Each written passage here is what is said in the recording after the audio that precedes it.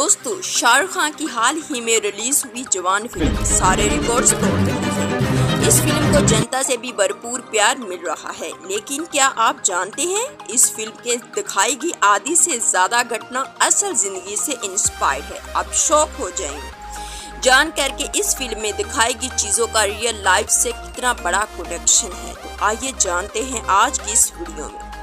इस वीडियो में फिल्म के किसी भी बड़े प्लॉट पॉइंट का कोई स्पॉइलर नहीं दूंगी। तो अगर आपने फिल्म नहीं भी देखी तो आप इस वीडियो को बेझिझक देख सकते हैं। इनफैक्ट अगर आपने फिल्म नहीं भी देखी तो हो सकता है कि आपकी क्यूरियोसिटी बढ़ जाए इस फिल्म को देखने के लिए। तो आइए इस वीडियो में देखते हैं। इस वीडियो में दिखाए गए असल इश्यूज को देखने के बाद शुरुआत करते हैं फिल्म के फर्स्ट हाफ के दूसरे बड़े सीन से, जो कि एक सरकारी हॉस्पिटल में सेट है। जवान फिल्म में दिखाया गया है कि कैसे सरकारी हॉस्पिटल में छोटे बच्चे एनसेफेलाइटिस की बीमारी की वजह से मर जाते हैं क्योंकि ऑक्सीजन की अवेलेबिलिटी नहीं होती। फिल्म में एक बड़े सीन से डॉक्टर इराम को दिखाया गया है, जो पूरी कोशिश करती है अपने बच्चों को बचाने के लिए, लेकिन इस घटना के पब्लिक होने के बाद सरकार उल्टा उन्हीं डॉक्टर को फ्रेम कर देती है। झूठा इल्जाम उन पर लगाया जाता है और उन्हें जेल कर दिया जाता है। ठीक ऐसा ही हुआ था अगस्त 2017 में असल जिंदगी में गोरखपुर के शहर में। वहां एक सरकारी हॉस्पिटल BRD मेडिकल कॉलेज में, जहां पर 63 बच्चों की मौत हो जाती है। 3 दिन के अंदर अंदर जब हॉस्पिटल की पाइप ऑक्सीजन सप्लाई खत्म हो जाती है, उस वक्त डॉक्टर काफिल खान वहां पर एक पीडियाट्रिशियन के तौर पर काम कर रही होती है। जब उन्हें पता लगता है कि ऑक्सीजन की सप्लाई खत्म हो रही है तो हॉस्पिटल में अथॉरिटीज को इन्फॉर्म करने की कोशिश करते हैं। कुछ रिस्पांस नहीं आता तो खुद से भी ऑक्सीजन की सप्लाई प्रोक्योर करने की कोशिश करते हैं। अपने खुद के एक्सपेंस पर उन्हें एक रियल लाइफ हीरो की तरह देखा जाता है।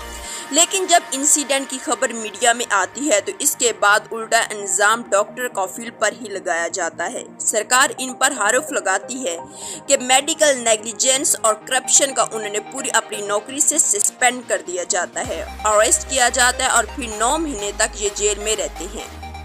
एक इंटरव्यू में बताते हैं कि जेल में कितनी बेरहमी से उन्हें मारा पीटा गया। 4-5 दिन तक तो उन्हें भूखा रखा गया। इतनी बुरी हालत थी कि अपने कमर पर महीनों तक सो भी नहीं पाए थे। अप्रैल 2018 में जाकर फाइनली इलाहाबाद हाई कोर्ट से उन्हें बेल मिलती है। कोर्ट कहता है कि कोई एविडेंस नहीं है कि उन पर कुछ भी गलत करी हो। 2017 में एक इंक्वायरी पैनल बनाया जाता है इनके ऊपर लगे आरोपों को इन्वेस्टिगेट करने के लिए। वहां पर भी कहा जाता है कि इनके ऊपर लगाए गए आरोप बेसलेस है और इनकंसिस्टेंट। और इनफैक्ट इसी पैनल रिपोर्ट में लिखा होता है कि कैसे 12 अगस्त के इनकी ऑनेस्ट एफर्ट्स की वजह से, इतनी ज़्यादा एफर्ट्स की वजह से 500 से ज़्यादा जम्बो ऑक्सीजन सिलेंडर उस हॉस्पिटल में लगवाए गए थे। जवान फिल्म में दिखाया गया है कि कैसे जब डॉक्टर के पास कोई और ऑप्शन नहीं बचा था तो उन्होंने एम्ब्यू बैग देने शुरू कर दिए। पेरेंट्स को ये भी चीज़ असल में हुई थी गोरखपुर DHD के दौरान। रिपोर्ट्स आई थी कि कैसे जब ऑक्सीजन खत्म हो जाती है तो पेरेंट्स अपने बच्चों की जान बचाने के लिए एम्ब्यू बैग्स का इस्तेमाल करते हैं। आखिरी दम तक कोशिश कर रहे थे और कई पेरेंट्स ने अपने बच्चों की आंखों के सामने मरते हुए देखा।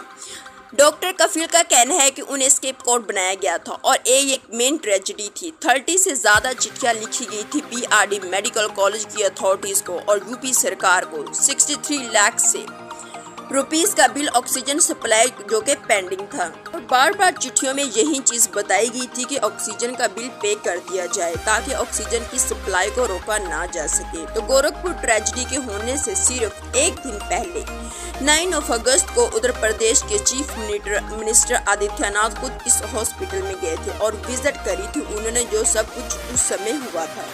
हाल ही में पाकिस्तान, जो कि इंडिया का नेबर कंट्री है, वहाँ पर भी इस तरह के कुछ केसेस देखने को मिलते हैं।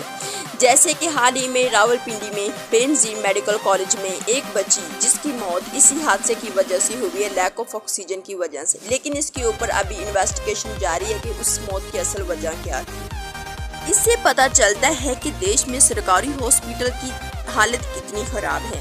हम अक्सर सुनते हैं, लेकिन एक्चुअली में कितनी खराब है और इसका क्या इम्पैक्ट पड़ता है लोगों की जिंदगियों पर, हमें पता चला इस फिल्म से और गोरखपुर ट्रेजेडी से।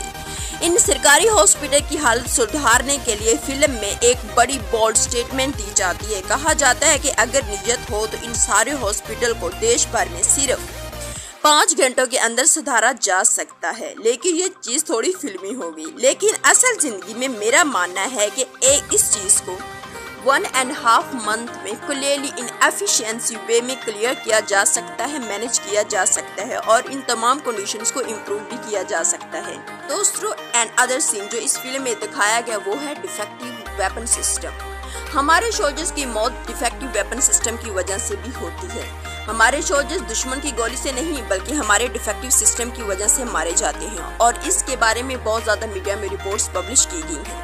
हाल में जैसे कि इन 2015 रिटायर्ड लेफ्टिनेंट कर्नल दीपक मल्होत्रा दिल्ली हाई कोर्ट में एक PILF फाइल करते हैं। आरोप लगाते हैं कि ब्यूरोक्रेटिक हर्डल्स की वजह से हमारे सोल्जर्स को बेकार क्वालिटी के हथियार इस्तेमाल करने पड़ते हैं, जिसकी वजह से इनकी जान रिस्क पर आती है। इसीलिए PIL में घायल जवान का इंटरव्यू मेंशन किया गया था, जिसमें उन्होंने बताया था कि कैसे डिफेक्टिव इंसाफ की वजह से छत्तीसगढ़ में एक मैसेज कर दिया गया कि 2017 में एक CNG रिपोर्ट मेंशन करती है कि कैसे 40% इंडियन आर्मी के एमिनेशन इतने कम लेवल पर थी कि अगर एक बार हो जाती तो 10 दिन से ज्यादा ये हथियार नहीं चलेंगे। 2018 इंडियन आर्मी मीडिया भी बात खत्म नहीं हुई and other reports that would be published in 2020 in which talks was mentioned, जिसमें ये बताया गया कि 6 सालों में 403 एक्सीडेंट्स हुए और 27 जवान शहीद हुए।